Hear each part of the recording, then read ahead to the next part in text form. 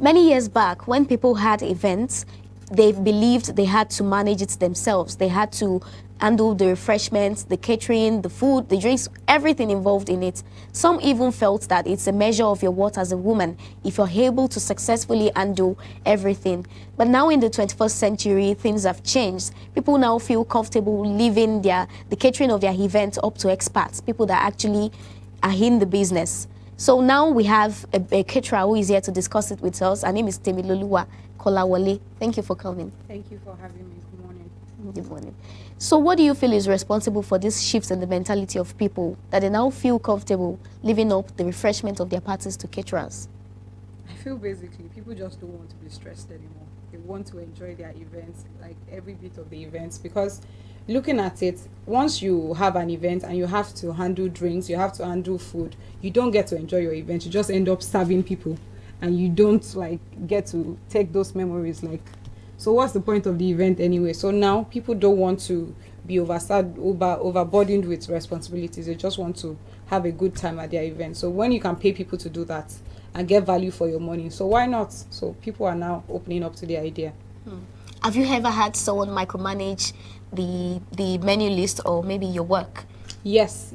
Like I have certain clients that you know that once they give you a job, they want to know every detail of it. How many servers you're assigning to a table, how many chafing dishes, how many plates of food, every single thing, how the food is going to be cooked. They want to know. So you just have to like be able to manage and tell them, okay, this is how it will go, so they can be at peace, because some people have nasty experiences, like previous experiences, so they want to make sure that everything goes well. So that's why some of them act like that. In your previous experience, have you had to deal with a last minute request or something? Like maybe 2 days to the event, someone would just call you, I need you to help me do this. Yes, all the time. Just a few weeks ago, we had an event for about 450 guests, and like they told me less than 48 hours to the event, and we had to pull through. So it happens. Okay. While starting with your business, did you have issues with getting customers? Like people felt that they couldn't trust a stranger to come to cater their event. Did you had issues with that? Yes, of course. Not even the events aspect, with the daily lunch deliveries. They feel like, why would I give my food? Why would somebody else be cooking my food? I don't know their kitchen. I don't know the water they are using, things like that. But now people are like opening up to the idea of contracting out their food. I think it's better now than then, because sometimes in a whole month, you not have more than 2-3 orders, because people say, I don't want an outsider to cook my food, or what if this is happening, what if that is happening? But now they're opening up to the idea better now. Have you ever had food go bad? Like, how do you ensure, what do you do to ensure you deliver the best whenever you do? The thing is that we always there's always quality control. You check for the food, how the process is going. We always supervise that, because obviously I can't do everything. So there are cooks, there are servers, there are supervisors, but I oversee everything to make sure that every aspect of the cooking goes well. But we've had a situation like that, and what we had to do is that we had to go and make extra. Thank God we were able to source ingredients on time, and it was just one event that happened, and that's, I think they covered the food on time because they were in a hurry to pack up and let's go to the event. So it happened, but we made up for it on time. You said something about staff now. Have you had someone disappoint? Maybe you didn't have enough personnel. How did you manage? There are always issues like that. Some people that were supposed to show up didn't show up. You always have issues like that. So what I do most of the time is that if I need my servers to be around for an event by 12 o'clock, I tell them that the event is 9 o'clock. So even if they drag, they'll be there by 10 o'clock or 10:30, 11. So which is still early for what I want to use them for. Or better still, I'll just tell them now, come and sleep over at the kitchen. There's space for everybody to sleep over. When we are ready to go, I know that I'm looking at your faces, so there's no disappointment. I know part of the challenges, or should I say some of the reasons people don't feel comfortable employing caterers, is that they believe some of their staff steal. It's not uncommon to see them cutting away bags of food while most of the guests didn't eat. Yes. So how do you handle something like that with your staff? What I do basically is that once the contracts, my permanent staff are different from the contract staff. Those contract staff are just for a day event. So once they come, what I do is that I have them drop all their bags and belongings to to the storeroom.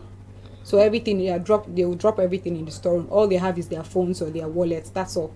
So when you are going to the event, you are not holding any bag. So there's no place for you to even keep food or store food. And when you are coming back, you get searched before you get your pay for the day and go.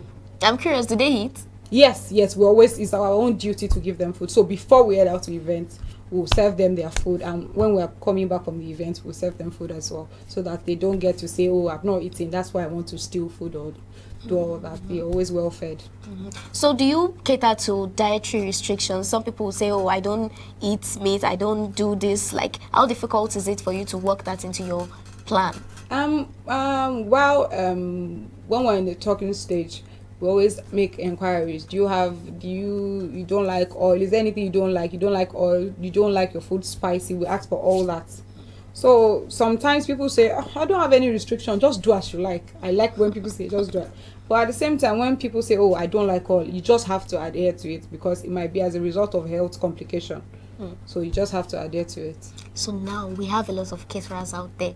What strategies do you do to keep customers or to get customers? If I'm telling you everything, then okay, maybe I'll tell you a few. And what I do is that for my loyal customers, sometimes when they order stuff, I always give them extra. I give them extra or give them something additional to it.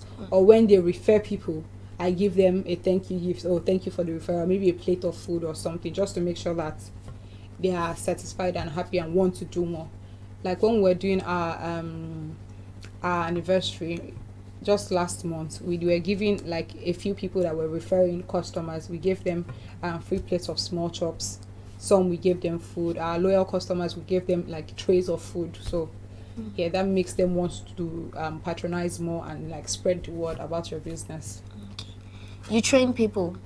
No, we've not started our training. Our training will start later this year. But you plan we're working to? on it. Yes, please. From your experience, do you believe that anybody can cook, or do you think it's only some people, that not everybody is meant to cook? I think everybody can cook.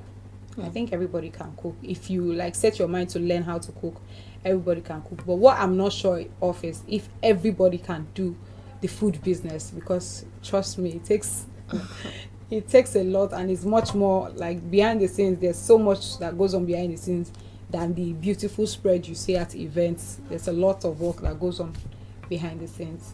What challenges do you face in your business? For the daily deliveries, I think more of delivery.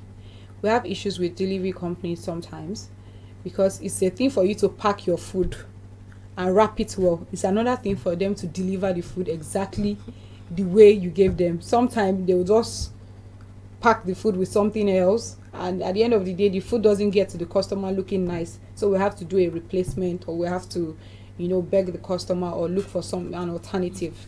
How often do you render your services in a week? We do lunch deliveries every day, Monday to Saturday. Every day of the week, Mondays to Saturdays. But events come like maybe 3 times, 4 times in a month. Yeah, but daily deliveries, Monday to Saturdays, we deliver every day. When you have your own personal event, do you cater for it? Does the caterer cater our own event? Yes. How do you manage that? Getting competent staff will take you far. Because once you have staff that they already know what to do, you don't have to lift a finger at your event. We have events that sometimes I'm not even there, and you wouldn't know that I'm not there, because everything will go perfectly well. So once I have a personal event, I just say, okay, this is what we want.